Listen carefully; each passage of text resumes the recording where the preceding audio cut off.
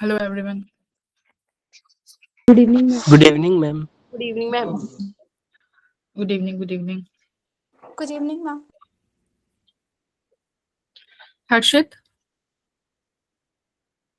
CUT का form कब तक भर दोगे आप बेटा? मैम कल या परसों तक। कल तो शायद भर ही दूंगा। ओके। आकाश तुम? मैम कल तो एग्जाम है, परसों छुट्टी है, हम परसों देखेंगे। ठीक है, परसों भर देना फिर। ठीक है। Okay ma'am. और तैयारी कैसी चल रही है एवरीवन?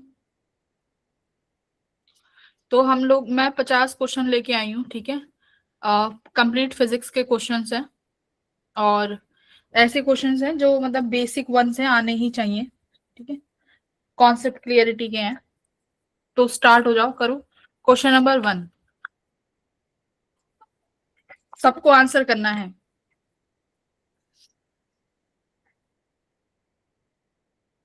अच्छा, तुमने रिस्पॉन्स कर दिया। ठीक है, मैंने देखा नहीं था।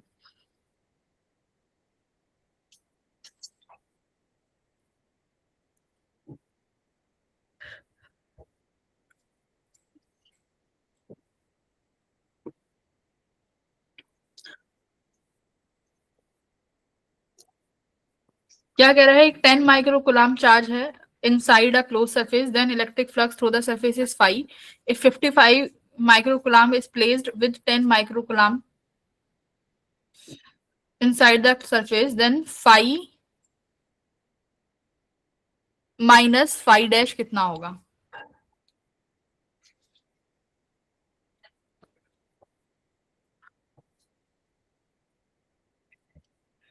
तो फाई था तो चार्ज कितना था हमारे पास? फाई में चार्ज था 10 माइक्रोकुलाम। सेकंड कह रहा है कि 10 कुलाम के साथ 50 और रख दिया तो कितना हो जाएगा? 60 माइक्रोकुलाम। तो ये मेरा हो जाएगा सपोज फाई डैश। ठीक है, तो अब फाई माइनस फाई डैश कितना हो जाएगा? Phi minus phi dash -50 microcoulomb. Option तो देखो आप। ठीक है, फाई डैश माइनस फाई, आप कह रहे हो कि 50 माइक्रोकुलाम आया है। इसको कर सकते हैं 5 मल्टीप्लाई 10 माइक्रोकुलाम, और 10 किसके बराबर था?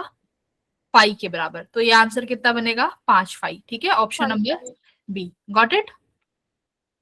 Very good Yes, ma'am. Everyone. Question number second सब करेंगे। ऐसे क्वेश्चंस हैं जो सबको आने चाहिए। ठीक है, सेकंड करिए।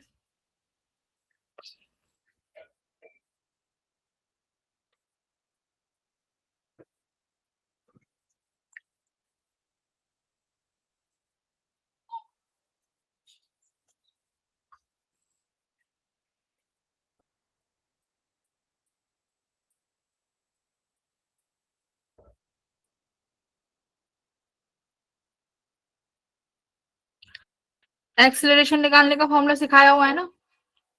Net force upon total mass. हाँ, तो यहाँ पे नेट फोर्स देखो।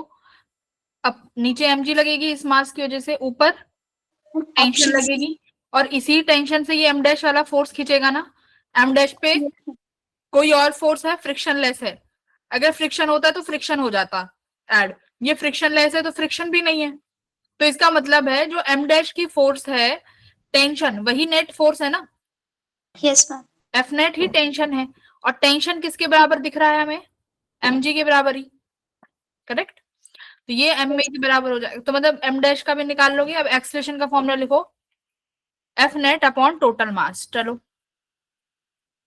कितना है एफ नेट? कितना है बेटा? mg। mg।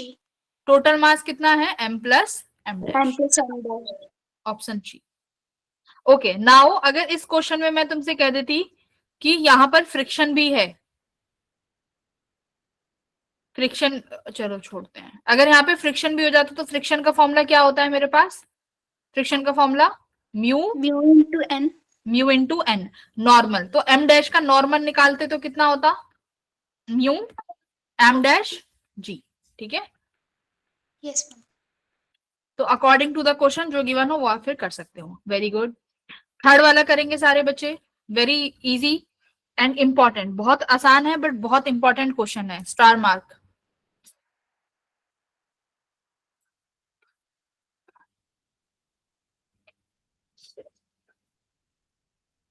मैं तुम्हारी क्लास में भी ज्वाइन कर लेती हूँ, पता तो चले कौन क्या कर रहा है।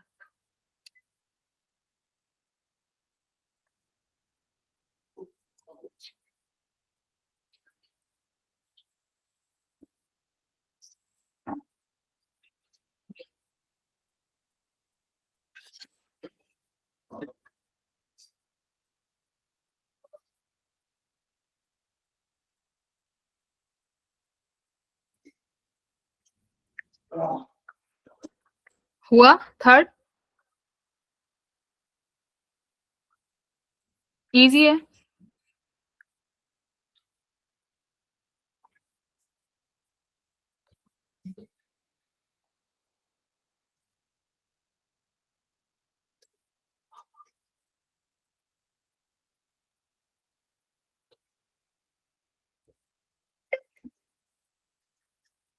हम्म, ma'am option C.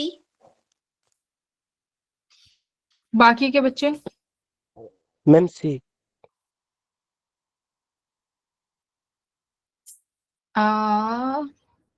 Very good, C option, बहुत सही, वेरी गुड अमनदीप। क्या है देखो, क्वेश्चन में क्या कहा है कि हमें वी एक्स का ग्राफ दिया हुआ है, वी यानी पोटेंशियल और एक्स यानी डिस्टेंस है ना, एक्स एक्सिस में किसी एक फिक्स्ड पॉइंट से is shown in the figure. x equals to 14 metre पर electric field and at x equals to 18 metre पर the electric field at x equals to 14 meter and at x equals to 8 meter respectively is। तो इन दो पॉइंटों पे तुमसे क्या पूछी है, इन दो पॉइंटों पे आपसे इलेक्ट्रिक फील्ड पूछी है। तो सबसे पहले 14 मीटर की निकाल दो। मेरे पास इलेक्ट्रिक फील्ड का फॉर्मूला क्या होता है बेटा, dv by dv/dt T, dx। हाँ डीवी बाई डी एक्स, ठीक है, माइनस का साइन भी होता है तो आप माइनस का साइन भी लगा सकते हो। तो ये मेरे पास इलेक्ट्रिक फील्ड का फॉर्मूला है। अगर मुझे 14th वाले मीटर पे निकालनी है तो मुझे ये स्लोप चाहिए होगा, यस और no. Yes ma'am. Dv Yes, by ma'am. का मतलब क्या है कि मुझे ये स्लोप चाहिए, हाँ या ना। क्या ये स्लोप नहीं निकाल सकते आप? स्लोप कैसे निकालोगे? स्लोप का फॉर्मूला क्या होता है, y2 minus y1, over x2 minus x1। Right, y2 minus y1 upon x2 minus x1। तो बेटा y2 30, y1 10, x2 बोलो कहाँ गया, 16 माइनस कितना करोगे, 16 minus 12, x2 yes 16 ma'am. Minus minus 12, कितना आया स्लोप, 30 में से 10 गया 20। 20 अपॉन 16 में से 12 गया 4 4, तो ये कितना आया, 5। ऊपर वाला नीचे सब पॉजिटिव है 5, तो 5 आई कैप आ गया, यस मैम। Yes, ma'am. ठीक है। अच्छा ये फॉर्मूले का नेगेटिव साइन भी तो है, ये मुझे y2 माइनस y1 हमने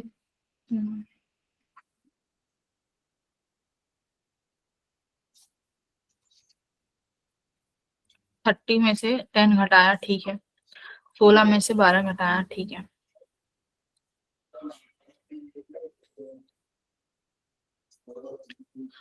ये पॉजिटिव एक्स एक्सिस में है ना, तो पॉजिटिव आई कैप ही आएगा।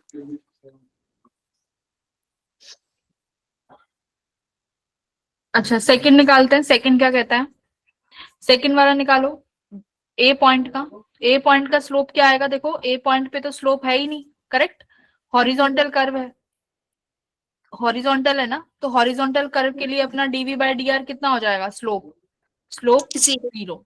तो इतना कंफर्म है कि 8 मीटर वाले के लिए अपना स्लोप 0 है, तो आंसर या तो सी होगा या बी होगा, करेक्ट।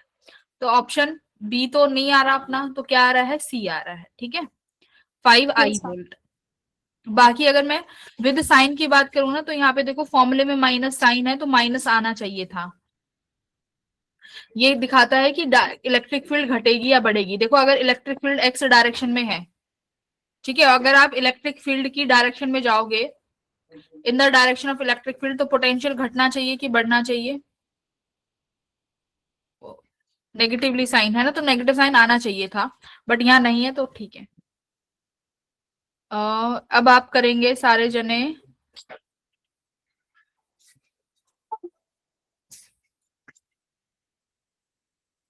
सेवेंथ क्वेश्चन करो, सेवेंथ करेंगे, उसके बाद सिक्स्थ पे आएंगे, पहले सेवेंथ करोगे सब।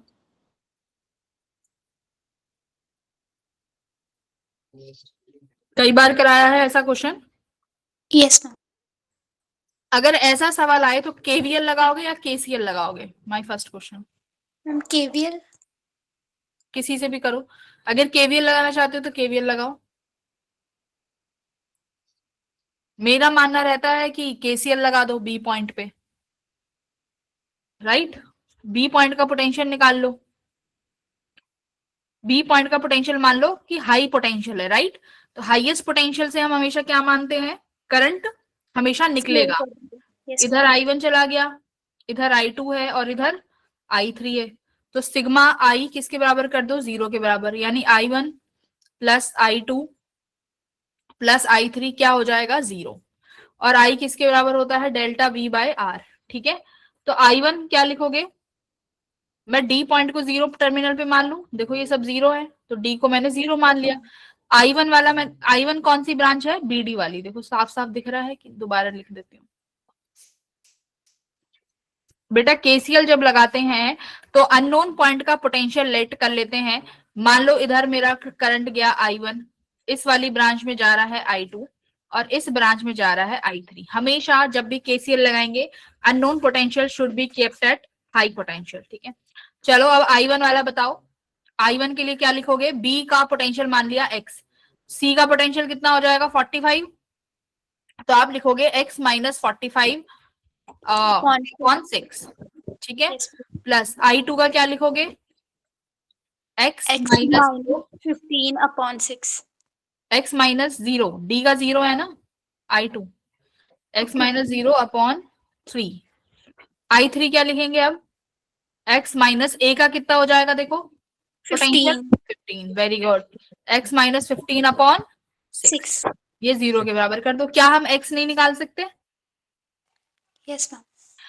केवीएल से करते तो 2 बार लूप लगाते ना आप, 2 बार लूप लगानी पड़ती, क्यों करना है इतना काम? फटाफट हो जाएगा। x निकालो और फिर जैसे ही x आएगा उसके बाद मैं बताती हूँ, पहले x निकालेंगे सब। मैम 15।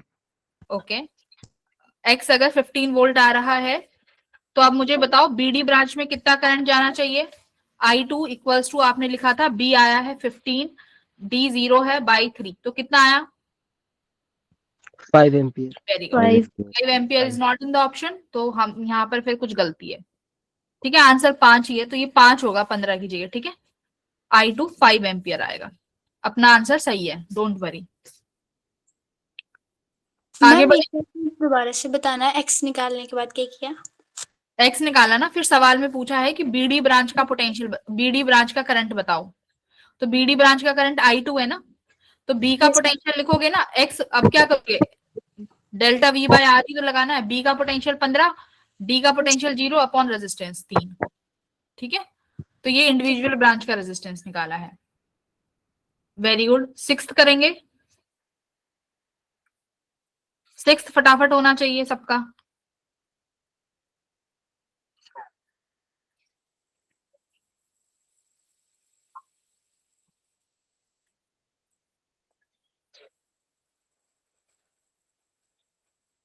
आकाश समझ आ रही है चीजें?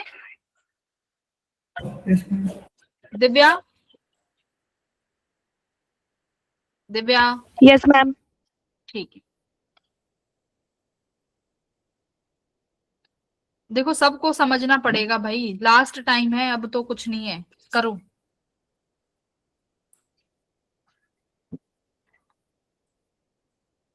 Ma'am LT -1। मुझे इसमें से बताओ क्या है, किसकी यूनिट है? LT -1 is the unit of which? Ma'am speed. Very good, very good Amandeep.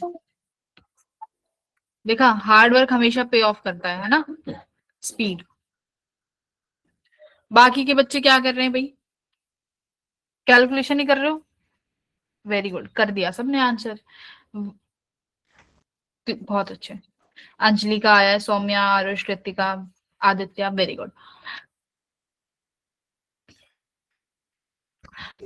कैसे करेंगे, तुम्हें पता है कि हम सेम आइडेंटिटी ही ऐड कर सकते हैं और सेम आइडेंटिटी ही माइनस कर सकते हैं, और इन दोनों आइडेंटिटी को ऐड करने के बाद एक्स की आइडेंटिटी मिल रही है, एक्स की आइडेंटिटी डिस्टेंस के बराबर है, राइट?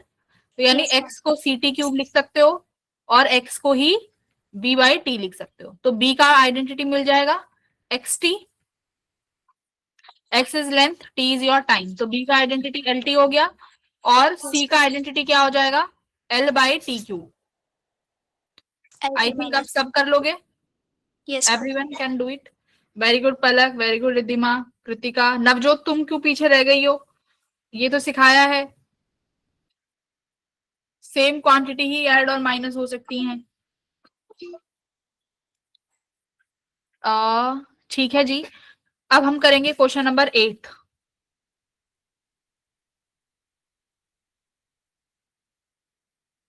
फॉर्मूला बेस्ड क्वेश्चन है, फॉर्मूला बेस्ड, ठीक है।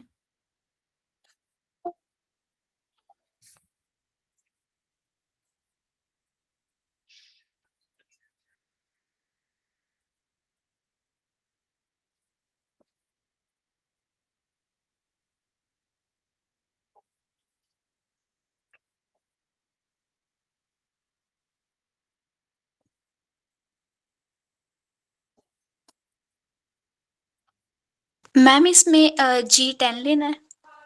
हाँ 10 ले लो। ओके।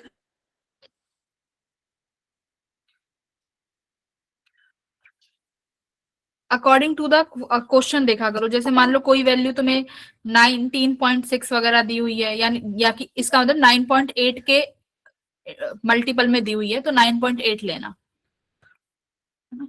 तो उस हिसाब से देख लेना। यहाँ 200 है तो मतलब हम 10 ले लेंगे तो आसान रहेगा।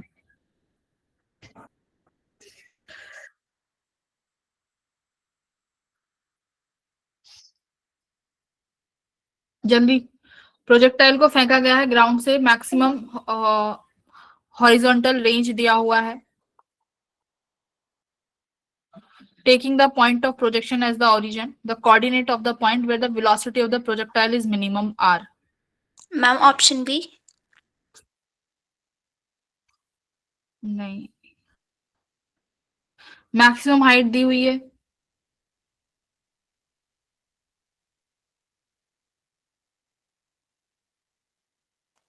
मैम वो मैक्सिमम रेंज नहीं दी हुई। हाँ मतलब मैक्सिमम रेंज है वो, 200 मीटर मैक्सिमम रेंज दी हुई है। रेंज से हम क्या निकाल सकते हैं,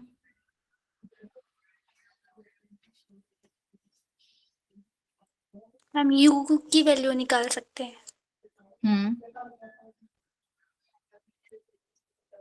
मैम हमें रेंज मैक्सिमम बोली हुई तो हम थीटा 45 डिग्री ले सकते हैं। बिल्कुल ले सकते हो। Ma'am option C. यस,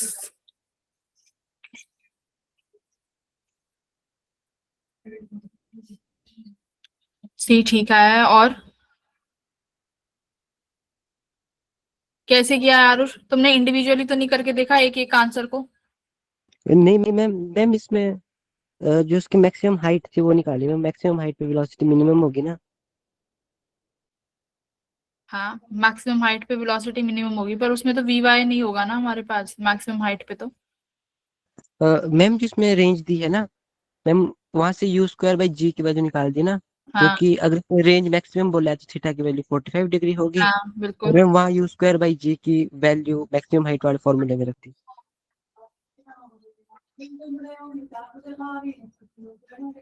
अच्छा, तुमने मैक्सिमम हाइट वाले के फॉर्मूले में रख दी, yes ma'am. Very good.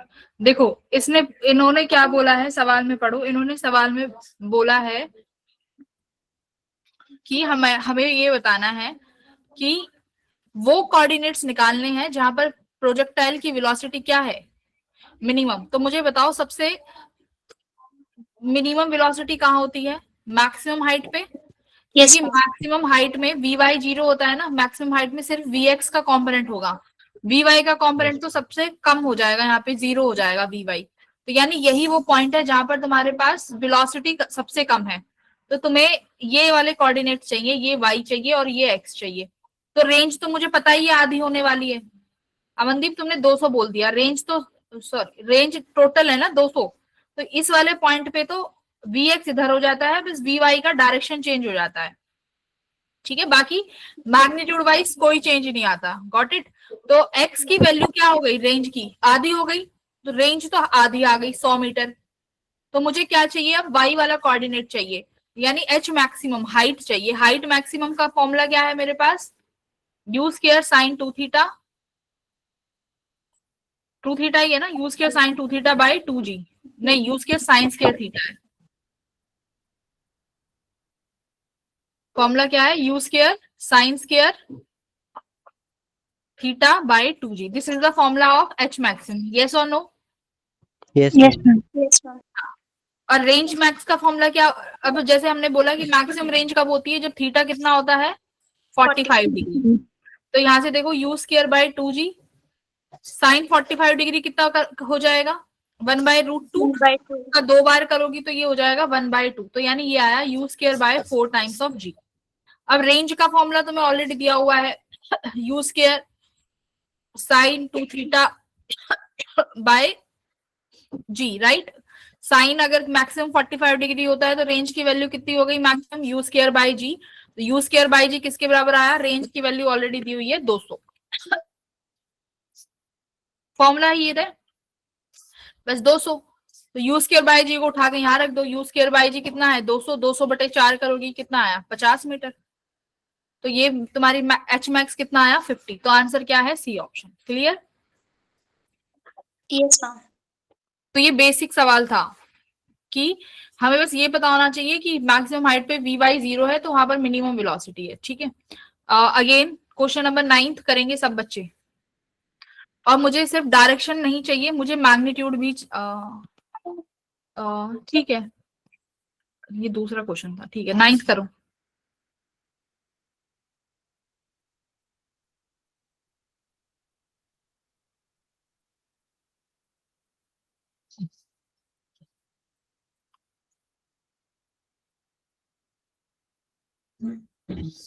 Value भी बताना रिजल्टेंट फोर्स की क्या आएगी। ठीक है, ओके। द क्वेश्चन इज, मैं यहाँ पे क्वेश्चन लिखती हूँ, find the resultant force on Q.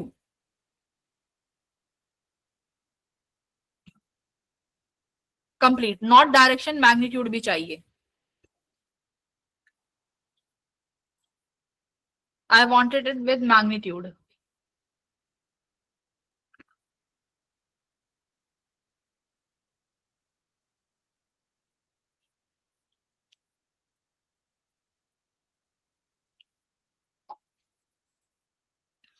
हर्षित, ये इस क्वेश्चन का आंसर है क्या, ए?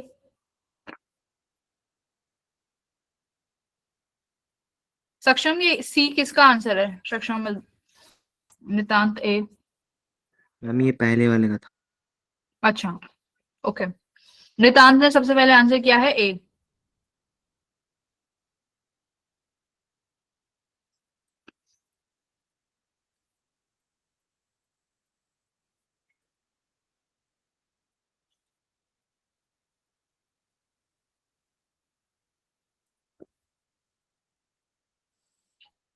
Take your time. क्या हमें पता है कि करंट कैरिंग वायर एक दूसरे पे कितना फोर्स लगाती हैं? क्या मुझे फॉर्मूला आता है? फॉर्मूला बताएगी दीप्ति। दीप्ति, अगर एक करंट कैरिंग वायर है, वो दूसरी वायर पे कितना फोर्स एक्सर्ट करेगी? क्या फॉर्मूला है? मैग्नेटिक फील्ड में जाओ, F equals to mu not I1 I2, L is the length, 2 pi R। क्या यही फॉर्मूला है? Yes, ma'am.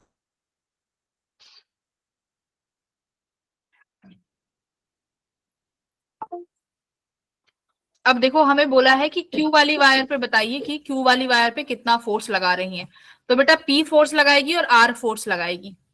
तो आप लिखेंगे force on Q due to P, ठीक है। तो क्यू और पी, तो आप लिखोगे देखो म्यू नॉट करंट 1, एक पे करंट 6 है और क्यू वाली में 4 है, तो I1 I2 यानी इन दोनों वायर्स का करंट लेंगे, ठीक है, डिवाइडेड बाय, अच्छा लेंथ दी हुई है क्या क्यू की, 3 long PQR are the 3 long parallel straight wires which are carrying current in the same direction, the direction of resultant force on Q. Long wires हैं तो ठीक है, long wires है तो अपना ये लेंथ हट जाएगा, 2 पाई आर रहेगा, राइट। दूसरे वाले में हम L अपॉन 4 पाई आर लिखते हैं क्या, एक बार फॉर्मूला चेक कर लेना, ठीक है। इस केस में यही बनेगा अपॉन 2 पाई आर। कितनी दूरी पर है दोनों वायर्स के बीच में, P और Q के बीच में जो दूरी है वो R दूरी है, ठीक है। तो आप लिखोगे 6 4 6 चौक 24 mu naught upon 2 pi R, equation 1। अब लिखोगे force on Q due to R, तो mu naught as it is, R पे करंट कितना है 2, क्यू में 4 अपॉन 2 पाई आर, तो ये आया 8 mu not upon 2 pi R. कौन बड़ा है भाई, किसका किसका मैम QP वाला बड़ा Q है। वाला, हाँ P वाला, कि मतलब जो P वाला, हाँ। यस मैम, डायरेक्शन देखो अब इनकी, देखो टुवर्ड पी होगी। पहले ये तो देखो कि P वाला उसको अट्रैक्ट करेगा कि रिपेल करेगा। सेम वायर एक ही डायरेक्शन में है, if current is in the same direction, repel करता है कि अट्रैक्ट करता है। मैम अट्रैक्ट, करंट अगर सेम में है तो मैम अट्रैक्ट, अट्रैक्ट, अट्रैक्ट करता है। Very good. अगर सेम डायरेक्शन में करंट है तो अट्रैक्ट करेगा, तो इसका मतलब P जो है Q को क्या कर रहा होगा, अट्रैक्ट कर रहा होगा। अगर अट्रैक्ट कर रहा है तो मतलब P का फोर्स ज्यादा है, तो यानी डायरेक्शन किधर आई, टुवर्ड्स पी।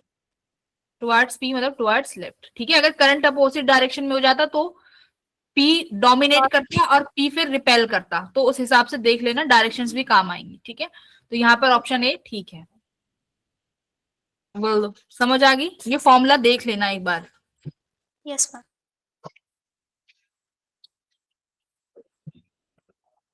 एंगुलर मोमेंटम वाला क्वेश्चन देखो, वैसे है तो इम्पोर्टेंट, जिसने किया हुआ है ये चैप्टर थोड़ा बहुत भी, वो उसके लिए टिक कर रही हूँ, एक बार देख लेना, ठीक है, अपने आप से।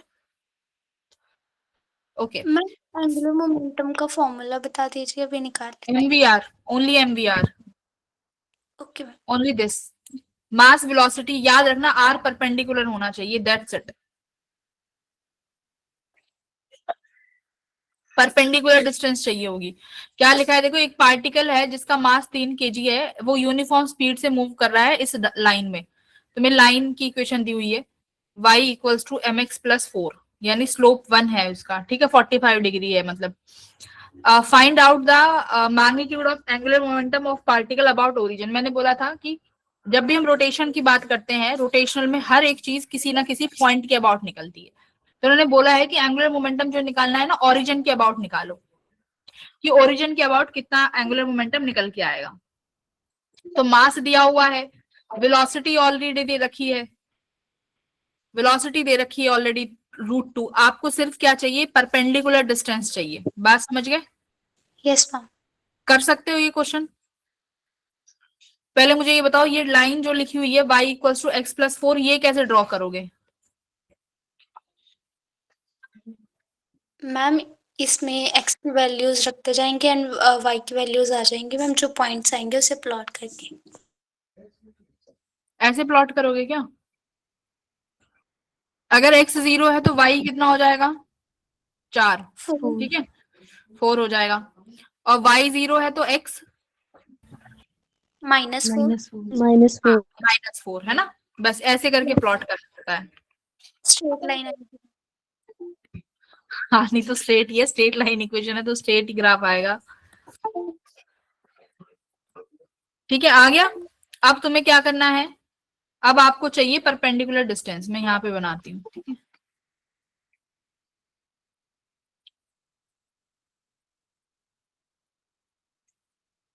बहुत आसान सवाल है और पूछ भी लिया जाता है, ठीक है, जेई के लिए भी इंपॉर्टेंट है। क्या थी equation, y equals to x+4, है ना। Yes ma'am. तो अगर मैंने x को 0 लिखा तो y मुझे 4 इधर मिलेगा, करेक्ट। पॉइंट A इधर मिल गया। और अगर हम x y 0 करते हैं तो x की वैल्यू कितनी मिलती है, माइनस, ये x एक्सिस है और ये माइनस x एक्सिस है, उल्टा कर दिया, प्लस y और minus y। If x is 0 y equals to 4, y equals to 4 यहाँ कहीं मिल जाएगा, यही इक्वेशन है। ऐसी ग्राफ ऐसे ही ड्रॉ किया है क्या सभी ने लाइन? Yes ma'am. मुझे भी आती है मैथ, है ना। तो इस तरीके से हम इक्वेशन ड्रॉ कर लेंगे। अब सवाल में क्या बोला है, सवाल में मैंने बोला है एंगुलर मोमेंटम का फॉर्मूला एक ही है, mvr, बस ये फॉर्मूला है बेटा, इससे अलावा कुछ नहीं है। मास दिया हुआ है, वेलोसिटी दी हुई है, आर परपेंडिकुलर जो है ना, यही है सारा काम। अब ये आर परपेंडिकुलर ना किसी पॉइंट से लिया जाता है। उन्होंने क्या बोला है, आर परपेंडिकुलर कहां से निकालना है, अबाउट ओरिजिन। तो इस लाइन पर परपेंडिकुलर ड्रॉ करो, लेकिन कहां से लेना है, वो ओरिजिन से। ये लो, बोलो क्या यही आर परपेंडिकुलर है? Yes ma'am. अब मुझे बस ये बता दो आर परपेंडिकुलर कैसे निकाला जाएगा।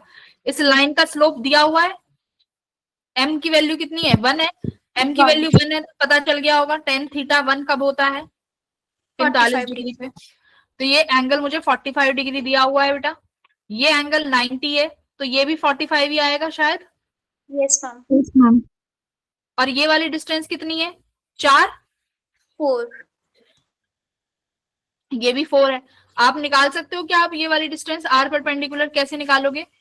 यस मैम, पाइथागोरस थ्योरम से। पाइथागोरस से निकालना है बस। अगर ये वाला एंगल थीटा है, एंगल के सामने वाली साइड परपेंडिकुलर होती है, तो ये परपेंडिकुलर हो गया, ये परपेंडिकुलर पे बेस हो गया, और ये हो गई हाइपोटेन्यूज। तो तुम्हारे पास हाइपोटेन्यूज है और एंगल है, और हमें निकालना क्या है, परपेंडिकुलर, यानी साइन थीटा लगा देंगे। साइन थीटा का फॉर्मूला क्या होता है, परपेंडिकुलर अपॉन हाइपोटेन्यूज। अरे हाइपोटेन्यूज। तो साइन थीटा कितना है, angle 45, sine 45 degree equals to perpendicular वही निकालना है, आर परपेंडिकुलर हाइपोटेन्यूज देखो कितना है, 4। तो साइन 45 डिग्री कितना होता है मेरा बेटा, 1/2। R perpendicular by 4 cross multiply कर दो, आर परपेंडिकुलर कितना आया, 2√2। 2√2 आ गया ना। तो बस यही आंसर है तुम्हारा। मास की वैल्यू भी दी हुई है, तो वेलोसिटी भी दी हुई है। मास दिया हुआ है 3, वेलोसिटी दी हुई है आपको √2, आर आ गया आपका 2√2। तो आंसर कितना आया, 3 दूनी 6 और ये 2 12। 12। Very good.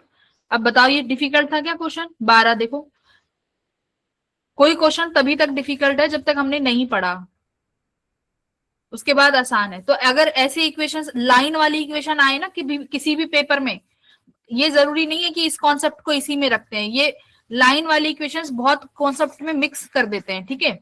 तो हमें इक्वेशन देख के डरना नहीं है, हमें लाइन इक्वेशन बनानी आती है, हम कर सकते हैं। जिसको नहीं आती उसने सीख ली। यस एक बार x 0 y 0 रखो, इक्वेशन प्लॉट कर दो, हमें स्लोप मिल जाएगा और कुछ ना कुछ वैल्यू मिल जाएगी, तो वहां से सब कुछ निकल जाएगा। बस 11th करो अब।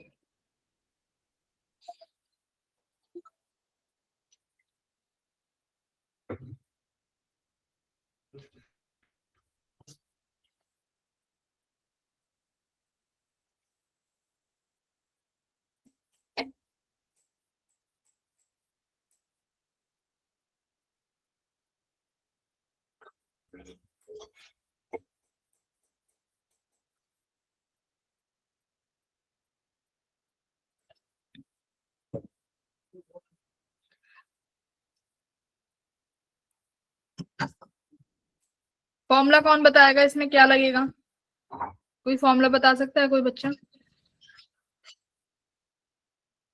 पलक तुम बता सकती हो?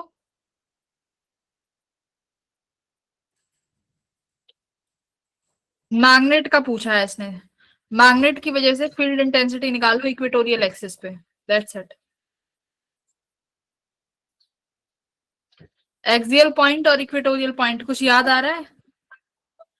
सेम डाइपोल की वजह, बार मैग्नेट में नहीं कराए थे मैंने ये केस, सेम चीज। कि बार मैग्नेट Yes, का ma'am. एक्सियल पॉइंट और इक्वेटोरियल पॉइंट, ये नॉर्थ है और ये साउथ है, ये वाला एक्सियल पॉइंट हो जाएगा, ये इक्वेटोरियल। किसकी तरह बिहेव करेगा? Same to same. किसकी तरह? इनके इक्वेशन डाइपोल की तरह। याद आया कुछ कि Yes, इनके? ma'am. फिर तुम लोग भूले कैसे बैठे हुए हो? ये बार मैग्नेट के केस में तो निकालते हो इक्वेटोरियल पॉइंट और एक्सियल पॉइंट। तो अब एक्सियल का फॉर्मूला क्या होगा बताओ? Magnetic field at axial point. Mu not compare. Upon 5 2m by r cube हाँ, एक्सियल पे। Very good. Mu not upon 4 pi upon 4 pi 2m upon r cube। 2m upon R cube. यही करते थे ना, 2kp bye are cube करते थे ना। तो यहाँ पर p will be replace by m। m is your magnetic dipole moment. R cube as it is. वहां पर के 1/4 पाई एप्सिलॉन नॉट था, यहाँ पे 1 mu not upon 4 pi. Same. Very good हर्षित, यही फॉर्मूला रहेगा। इक्वेटोरियल का हो जाएगा, इक्वेटोरियल में 2 हट जाएगा ओनली। रेशो ले दोगे?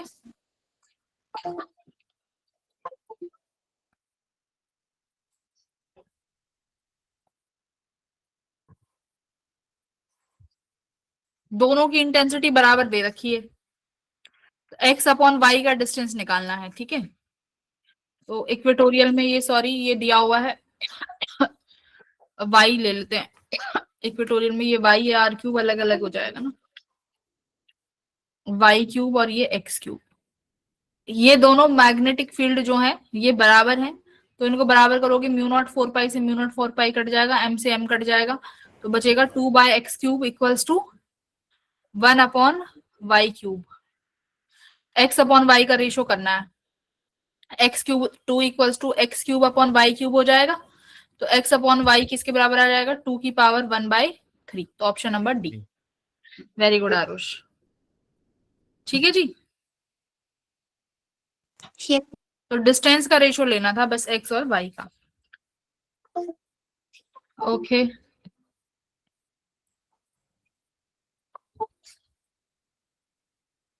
थर्टींथ करो, 13वां।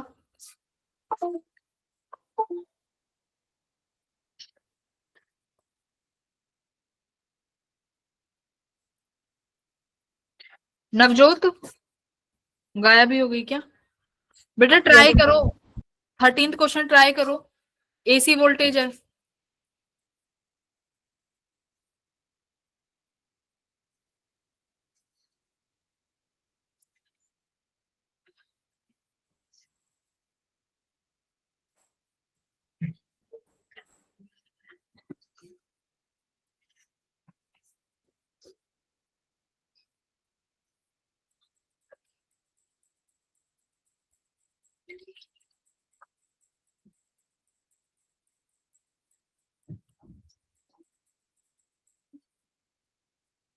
आकाश तुम क्या कर रहे हो भाई?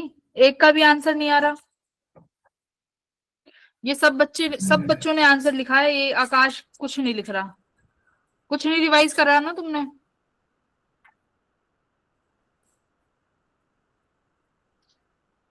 दीप्ति तुम क्या कर रही हो?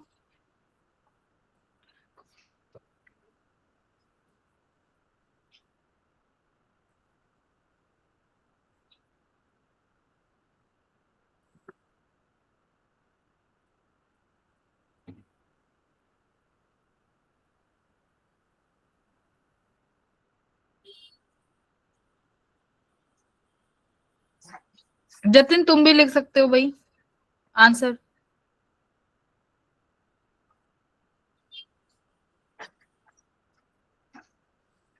हम्म,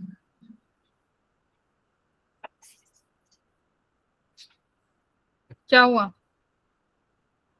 Aarush B option. Dhruv copy paste मत करो एक दूसरे का। नितांत भी बी कह रहे हैं।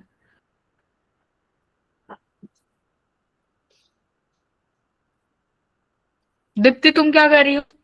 एसी सर्किट पढ़ा है ना?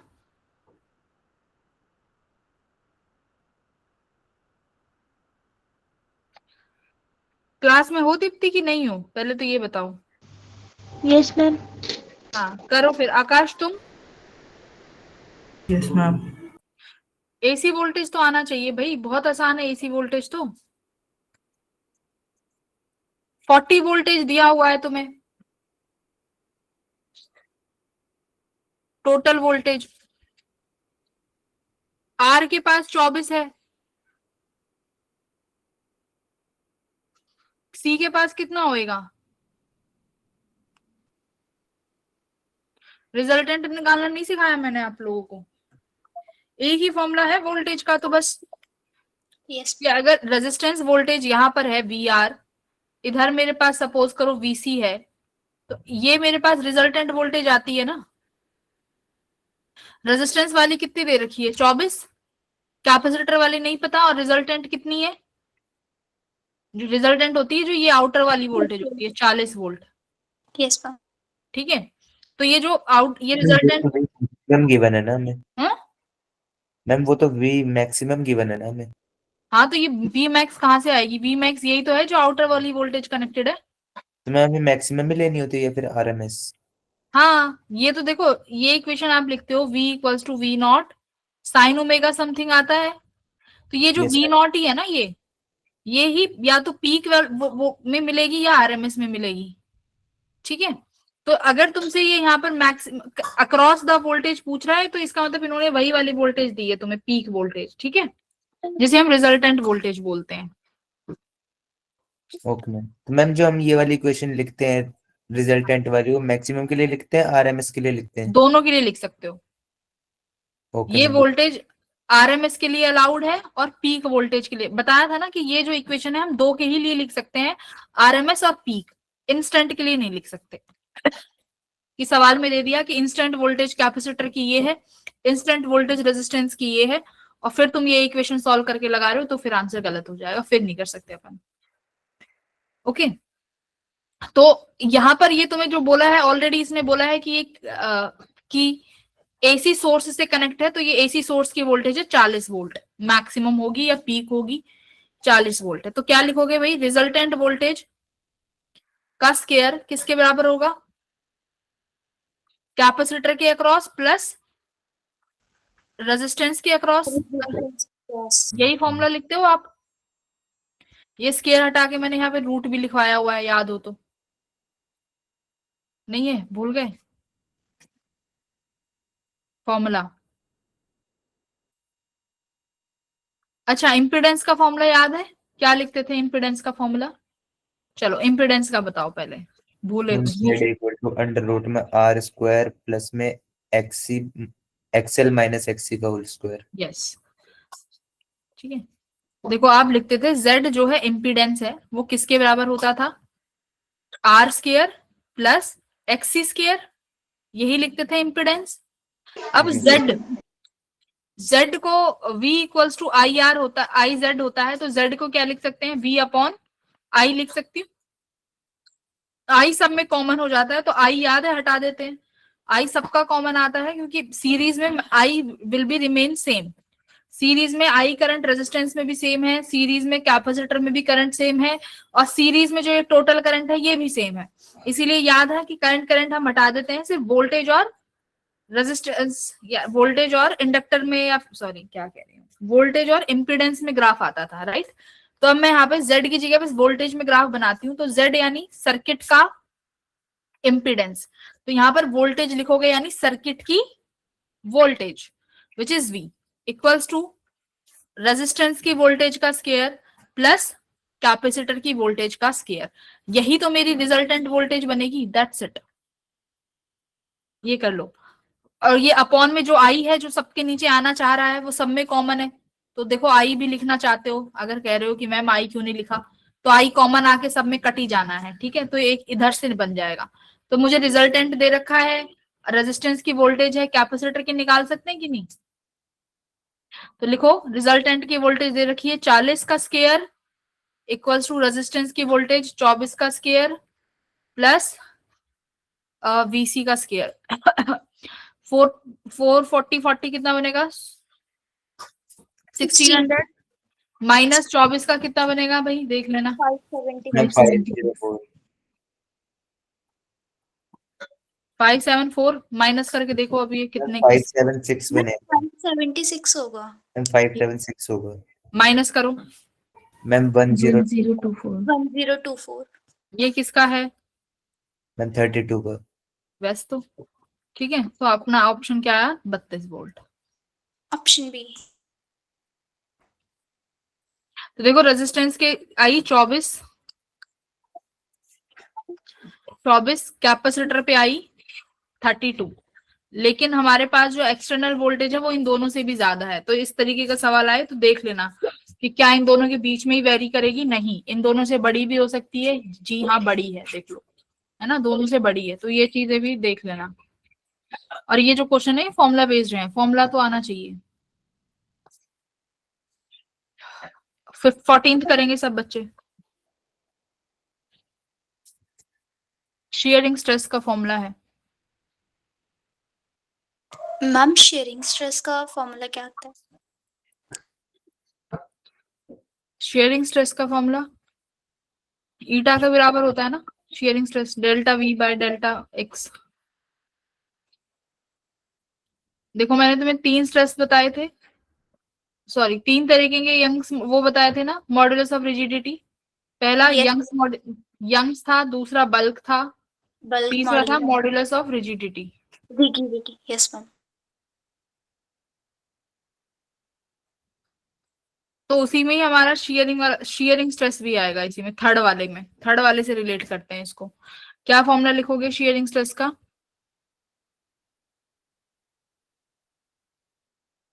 बोलो, याद है फॉर्मूला? नो मैम ये नहीं पता। ये फ्लूइड से भी कनेक्ट हो सकता है क्या question. Water on the surface of 20 meter deep river is observe to be, water on the surface is observe, 1 minute रुकना, 20 मीटर डीप इज, ठीक है, 10 मीटर पर सेकंड से फ्लो कर रहा है डीप में। The sharing stress between horizontal layers of the river is this. Sharing stress दिया हुआ है, यानी हमें ईटा दिया हुआ है ऑलरेडी, ठीक है। The velocity of bottom layer is 0, bottom layer की वेलोसिटी 0 है, तो पूछा क्या है। अच्छा शेयरिंग स्ट्रेस तो ऑलरेडी दिया हुआ है 10 की पावर -3। अच्छा ये ईटा दिया हुआ है, coefficient of viscosity, I think this is coefficient of viscosity.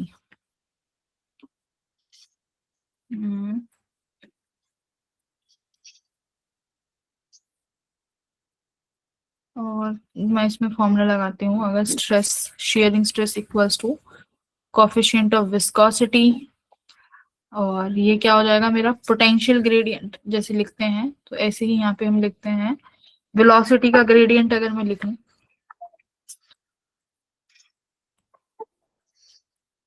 Delta we by delta x.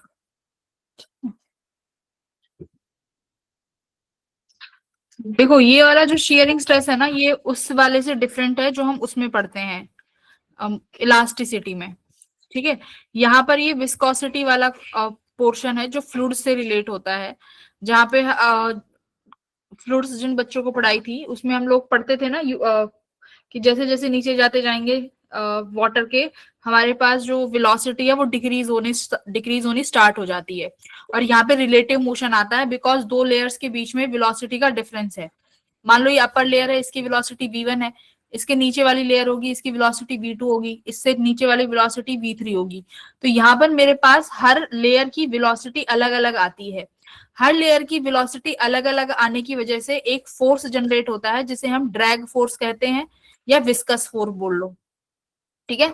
उसी का हम लोग ईटा पढ़ते थे कि एक ड्रैग फोर्स आता है ईटा, तो उसकी वैल्यू दे रखी है 10 की पावर -3। और ड्रैग फोर्स किसके बराबर प्रोपोर्शनल लिखते थे बेटा, याद है, delta we by delta x. Potential मैंने तुम्हें वेलोसिटी ग्रेडियंट पढ़ाया था फ्लूइड्स में, delta we by delta x. कुछ याद आ रहा है, वेलोसिटी ग्रेडियंट वाला टर्म भूल गए? तो यहाँ पर उस फोर्स को हटा के जो कांस्टेंट लगता था वो ईटा लगता था, विस्कोसिटी का coefficient delta we by delta x. और यही यहाँ पर जो फोर्स है वो कौन सा फोर्स रहेगा, शियरिंग स्ट्रेस वाला। ठीक है, दैट्स इट। नहीं आ रहा याद फ्लूइड्स का? अभी तो मैं दिखाती हूँ फ्लूइड्स का नोट्स। तुम लोग क्लास के नोट्स को देख लिया करो कभी, उसमें ही सारी चीजें लिखी होती हैं काम की।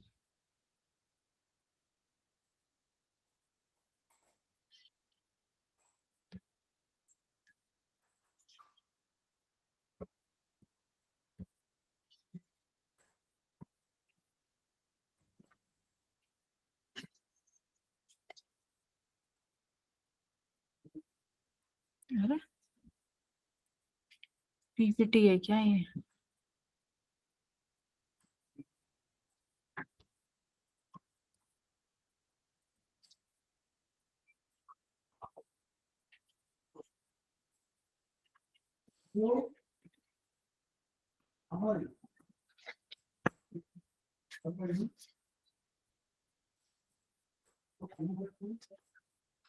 Coefficient of efflux, wait. ये वाली पीडीएफ शेयर्ड है ना तुम लोगों के साथ, बैच 1 के बच्चों?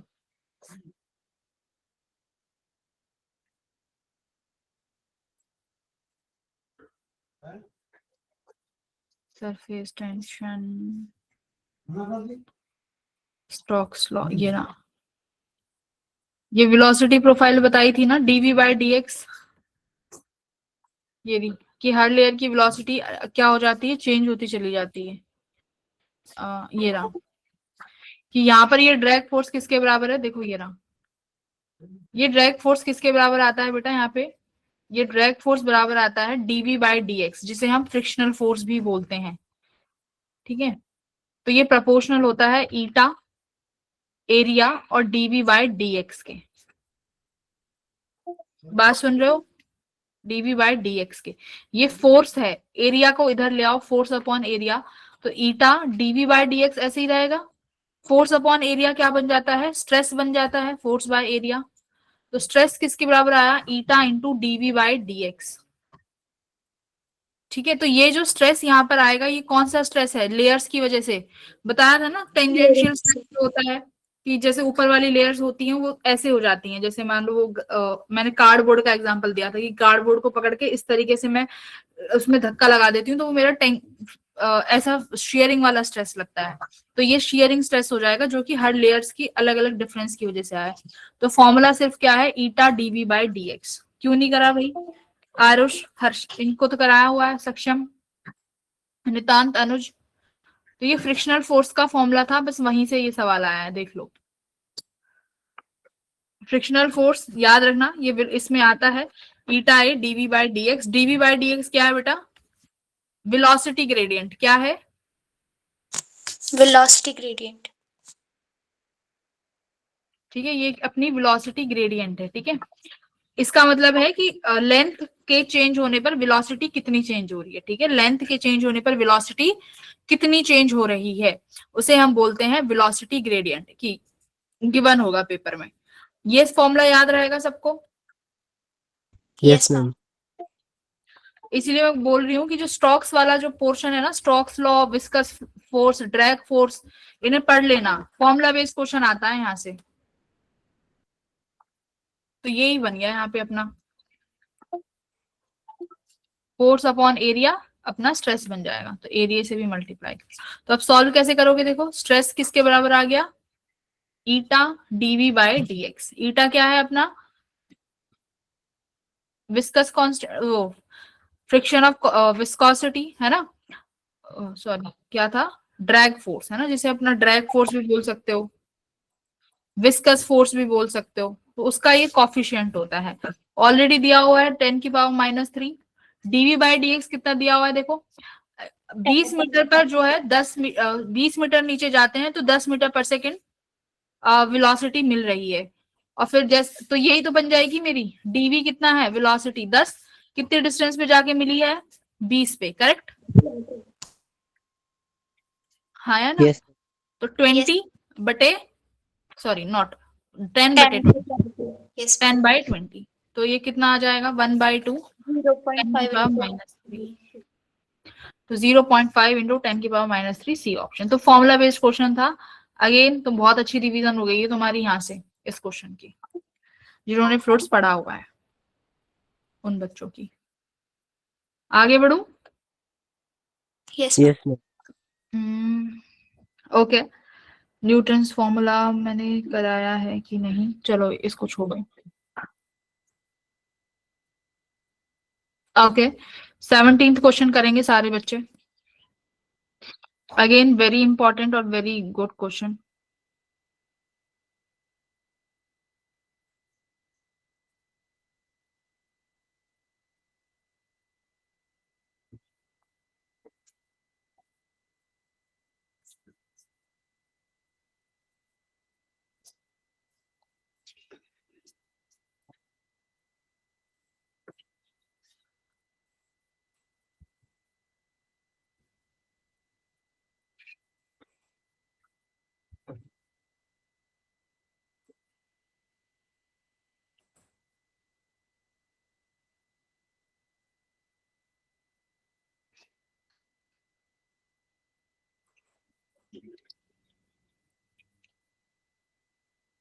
फॉर्मूला बेस्ड क्वेश्चन है ये 17वां भी।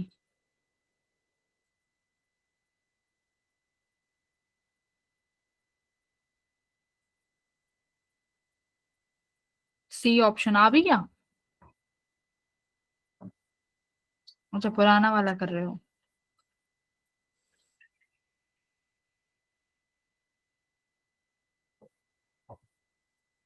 क्या कह रहा है कि एक स्लैब की थिकनेस दी हुई है 1.5 और उसका रिफ्रैक्टिव इंडेक्स 1.8, दूसरी का रिफ्रैक्टिव इंडेक्स 3.5 है, थिकनेस नहीं दी हुई, सेकंड स्लिट के सामने रखते हो। बस ये बोला है कि हमारे सेंट्रल मैक्सिमा की पोजीशन चेंज नहीं होनी चाहिए, तो हमें थिकनेस बताओ T2 का कितना होगा। इसका मतलब क्या है? दो, अब मुझे बताओ, अगर सिर्फ ऊपर वाली स्लैब के सामने, ऊपर वाली स्लिट के सामने स्लैब लगी होती तो सेंट्रल मैक्सिमा कहाँ शिफ्ट होता? ऊपर वाली के सामने मैम अपवर्ड।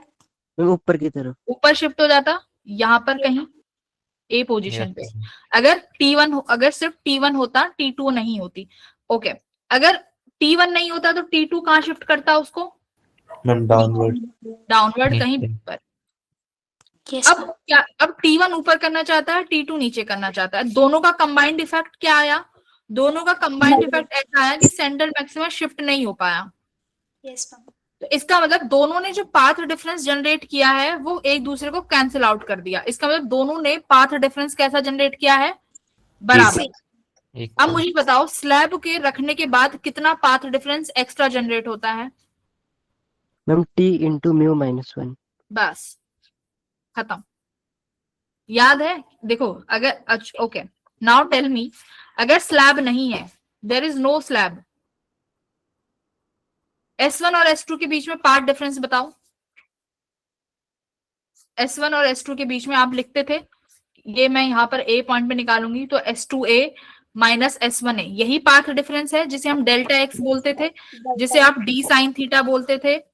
साइन थीटा छोटा हो जाता था तो D को हम capital Y by small d लिखते थे। यही है ना पाथ डिफरेंस, डेल्टा एक्स, यही पाथ डिफरेंस है। अब अगर मेरे पास स्लैब लग जाती है तो एक्स्ट्रा पाथ डिफरेंस हो जाता है बेटा, delta X equals to D Y by capital D plus mu -1 into T. Mu -1 into T. Plus नहीं आता मनदीप, माइनस आता है, ठीक है। म्यू -1 इंटू टी थिकनेस, ये मेरा पोटेंशियल, अब सॉरी, ये मेरा पाथ डिफरेंस फाइनल ये होता है। This is the newest path difference. अब मैं तुमसे कहती हूँ कि सपोज सिर्फ एक ही स्लैब लगी हुई है, मैं सारे कंडीशंस लेके बता रही हूँ, अगर एक ही स्लैब लगी हुई है तो हमारा सेंट्रल मैक्सिमा कितना शिफ्ट होगा बताओ। तो तुम्हें पता है सेंट्रल मैक्सिमा पर पाथ डिफरेंस आना 0 ही है, तो डेल्टा एक्स 0 करते हो तो D Y by small D equals to mu -1 into T होता है। यहां से हम वाई निकालते हैं, कितना शिफ्ट हुआ, डी ऊपर चला, कैपिटल डी ऊपर चला गया, स्मॉल डी नीचे आ जाता है। यही आता है ना मेरा शिफ्ट इन सेंट्रल मैक्सिमा, हाँ या ना। फॉर्मूला लिखवाया हुआ है कि नहीं लिखवाया हुआ, पहले तो मुझे ये बताओ मैम कि लिखवा अगर मैं एक स्लैब लगा देती हूँ तो शिफ्ट कितना आता है? हाँ आरुष, कुछ कह रहे हो? No ma'am. यही आता है यस मैम। कि अगर हम स्लैब लगा देते हैं तो सेंट्रल मैक्सिमा का शिफ्ट इतना आएगा, mu minus 1 T D by D. तो ये तो थोड़ा सा और डिफिकल्ट केस हो जाता है, फॉर्मूला बड़ा याद रखना पड़ता है। यहाँ पर तो क्या बोला है, दो स्लैब है, तुम्हें साफ साफ दिख रहा है दो स्लैब, ये भी पाथ डिफरेंस जनरेट करेगी, सेकंड भी पाथ डिफरेंस जनरेट करेगी, और दोनों का पाथ डिफरेंस बराबर होगा तभी तो सेंट्रल मैक्सिमा शिफ्ट नहीं होगा। अब एक्स्ट्रा पार्ट डिफरेंस कितना आया, म्यू माइनस 1 टी, तो आप लिखोगे mu 1 minus 1 T1 equals to mu 2 minus 1 T2। ये बात किसको समझ में आई और किसको नहीं, बता दो। सक्षम आई? हर्षित? Yes ma'am. मैम इसमें dy बाई डी इक्वल हो गया ना? dy बाई डी को छोड़ो ना, dy बाई डी तो एक्स्ट्रा टर्म थी, वो तो मुझे तो बस ये पता है कि स्लैब रखने से पाथ डिफरेंस जो जनरेट हुआ एक्स्ट्रा, वो कितना कर रही है, वो मैंने ये इक्वेशन लिखी है ना तुम्हारे सामने, डेल्टा एक्स किसके बराबर है, dy by D plus mu minus 1 T. इसका मतलब जो स्लैब ने काम किया वो ये किया है, स्लैब का काम ये है, बाकी तो बिना स्लैब के भी है, dy बाई डी तो बिना स्लैब के भी है ना, इससे मुझे मतलब नहीं है स्लैब के बाद क्या हुआ है, स्लैब के बाद ये पाथ डिफरेंस एक्स्ट्रा आया है, और इन दोनों को मिलाने के बाद सेंट्रल मैक्सिमा अपनी जगह से नहीं हिला, इसका मतलब दोनों का इफेक्ट इक्वल एंड अपोजिट रहा, तो इसका मतलब दोनों का पाथ डिफरेंस बराबर था, तो ये करना था बस। ठीक है, mu 1 minus 1 T1 mu 2 minus 1 T2। Clear हुआ ये क्वेश्चन कि नहीं हुआ? Yes ma'am. यस कर मैम। लोगे अब, सब चीजें गिवन है। ठीक है, आगे बढ़ते हैं।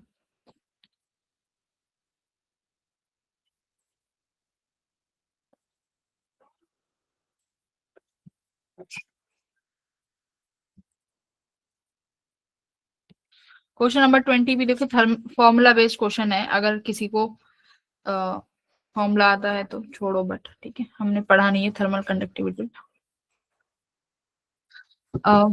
फर्स्ट बैच वाले बच्चों के लिए क्वेश्चन नंबर 22 करो, जिन्हें वेव्स कराई है ना, 22 का सवाल करेंगे जिन्हें वेव्स कराई है।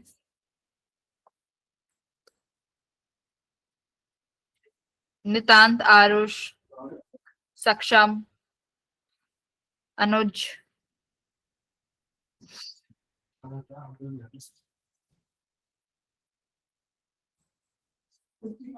सौम्या, इवन सौम्या भी करेगी।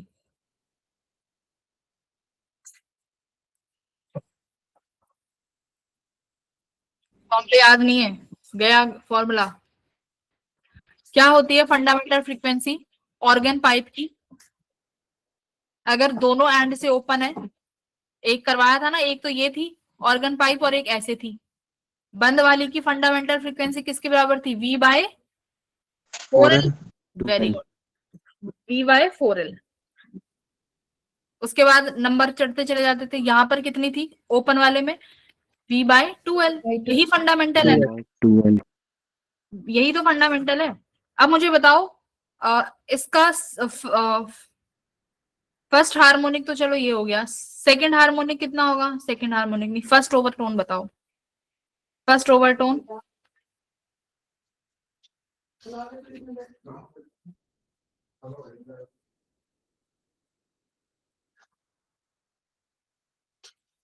तो ये तो तुम्हें सीधा पता ही चल गया, बस ओपन की पूछी है तो बस fundamental frequency V bye 2L हो जाएगी। V ऑलरेडी दे रखी है 330, लेंथ कितनी दे रखी है ऑर्गन पाइप की, 0.55 आ जाएगी फ्रीक्वेंसी।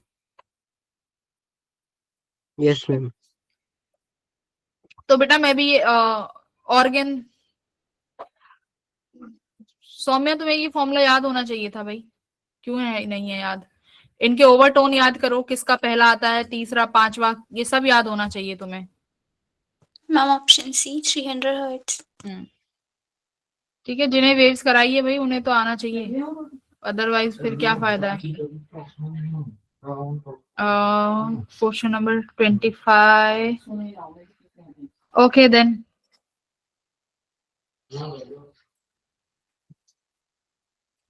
ट्वेंटी 28 करो।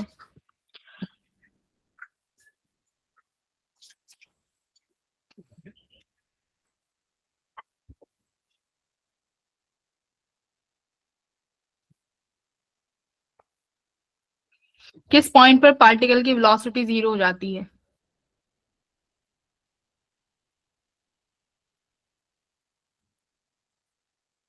मैम बी पे। एक्स टी कर्व का स्लोप क्या देता है बेटा? वेलोसिटी कैसे मिलती है? एक्स बाई टी का स्लोप। यस क्या कह रही हूँ? एक्स टी कर्व का स्लोप क्या देगा? वेलोसिटी। वेलोसिटी भाई सबको पता है, ये मत कहना कि नहीं पढ़ रखा। X by T he velocity है। तो एक्स अपॉन टी पर देख लो कहां पर स्लोप, वेलोसिटी वहां 0 हो जाएगी जहां स्लोप 0 हो जाएगा। तो कहां पर है स्लोप है 0? बी पे स्लोप 0 है क्या? बी पे। Yes ma'am. ठीक है, तो स्लोप यहाँ पर कुछ कुछ हॉरिजॉन्टल होता हुआ दिख रहा है, तो बी पॉइंट ही होगा। ठीक है, डी पर तो साफ पता चल रहा है नेगेटिव स्लोप है सी और डी पे, ए पे पॉजिटिव है, तो ये बी पॉइंट ही ऐसा है जहां पर स्लोप क्या होगा? 0 होगा और वेलोसिटी क्या हो जाएगी? 0। ठीक है, okay next move. Again very good question, question number 30। Very good, friction का one of the best question हम बोलते हैं इसे, 30 को one of the best question. ठीक है, इसको ट्राई करना। ओके 31 करेंगे सारे बच्चे, 30 छोड़ो 31 कर दो, 31 करेंगे सब। पोलराइजिंग एंगल कुछ याद आया? पोलराइजिंग एंगल से कौन यस सा लॉ? ये ब्रिस्टर लॉ। ब्रिस्टर लॉ क्या कहता है? म्यू किसके बराबर है? tan थीटा के, राइट? यस तो कर दो फिर, क्या है? थीटा कौन सा एंगल होता था याद है? इंसिडेंट एंगल होता था। ID yes very good. तो 1060 डिग्री दिया ही हुआ है एंगल ऑफ इंसिडेंस, और म्यू पूछा है तो कितना हो जाएगा? म्यू भी नहीं दे रखा क्या? 1060 डिग्री से म्यू आ जाएगा। म्यू आने के बाद आप निकाल सकते हो म्यू किसके बराबर हो जाएगा? सी अपॉन वी के। जी। तो वी निकाल देना, आराम से हो जाएगा। Yes ma'am. तो यस मैम। 1060 √3 हो जाएगा, तो म्यू आ गया √3। √3 equals to speed of light 3 की पावर 10 8, और वेलोसिटी आ जाएगी यहाँ से। ओके देन, फिर कल मिलते हैं। Under 3 into 10 raised to the power 8 option C very good, C option. ठीक है, तो कल हाँ, क्या कह रहे हो? मैम जो हमें मैम ब्रूस्टर्स लॉ लगता है मैम, एंड जहाँ पे मैम वो वाला फॉर्मूला लगता है I is equal to I not cos के थीटा, मैम इसमें डिफरेंशिएशन कैसे करते हैं? वो तो पोलराइजर वाला है, उसमें तो एनालाइजर और पोलराइजर रखते हैं, वो मेलिस लॉ है, याद Yes, आया? ma'am. Yes, उसमें तो ma'am. ये होता था कि मेरे पास नॉन पोलराइज लाइट आ रही है, कोई नॉन पोलराइज लाइट, मान लो इसकी इंटेंसिटी आई नॉट है। इसकी इंटेंसिटी आई नॉट इसलिए है क्योंकि इसमें इलेक्ट्रिक फील्ड वेक्टर और मैग्नेटिक फील्ड वेक्टर दोनों है। Yes, अब ma'am. जैसे ही इसको तुम एनालाइजर में या पोलराइजर में रखोगे, तो पोलराइजर की एक्सिस किसी एक वेक्टर के ही अलोंग होगी, हर दोनों के अलोंग नहीं हो सकती। ठीक है, तो इनिशियली तुम्हारा कोई भी पोलराइजर लगा हो और उस पे अगर non uniform not polarise light आती है, तो यहाँ से हमेशा कितना इंटेंसिटी मिलता है? I not I not by 2, हमेशा यही मिलेगा। उसके बाद जब कोई दूसरा पोलराइजर का बता दिया कि इसकी जो है एक्सिस ऐसे है, अब हम लगाते हैं अपना मेलिस लॉ। क्या फॉर्मूला होता है? I dash equals to I not cos square theta. Yes, I not वो है जो इंसिडेंट होगी पोलराइजर पे, incident I not by 2 intensity, I not by 2। Cos square theta क्या है? एंगल बिटवीन एंगल होगा पोलराइजर एंड इंसिडेंट रे। हाँ, या तो दो पोलराइजर का एंगल भी हो सकता है। ठीक है, angle between two polariser, theta ऐसे याद रख लो। ठीक है, दैट्स इट। ये मेलिस लॉ है और वो अपना ब्रिस्टर लॉ होता था। ओके ठीक है, देन कल की वाली क्लास में मिलेंगे, उसमें भी अपन क्वेश्चन करेंगे। फॉर्मूले प्लीज पढ़ लो, बिना फॉर्मूले के तो कुछ नहीं हो पाएगा बेटा जी। ठीक है, फॉर्मूले तो टिप्सों पे होने चाहिए। अगर तुम चाहते हो कि मैं फॉर्मूला रिवीजन करा दो कुछ चैप्टर्स की, तो हम फॉर्मूला रिवाइज भी कर लेंगे। मैम जो चैप्टर हमने किए नहीं हुए हैं ना, उससे मैम डायरेक्ट फॉर्मूला बेस वाला आते हैं मैम, तो उसके थोड़े बेसिक फॉर्मूला बता दें। वो तो फिर जिस बच्चे का लेट है ना, उसी को पढ़ाऊंगी, अब इस वाले में नहीं करा सकते। ठीक है? मैम मेरा 28 का है। हाँ, तो तुम्हें मैं फॉर्मूला बेस्ड कुछ कुछ पढ़ा सकती हूँ, ठीक है? Okay ma'am. बाकी तो जो पढ़ा है उस पर ही मेहनत करो। चलो ओके, बाय बच्चों, बाय। चलो मैम।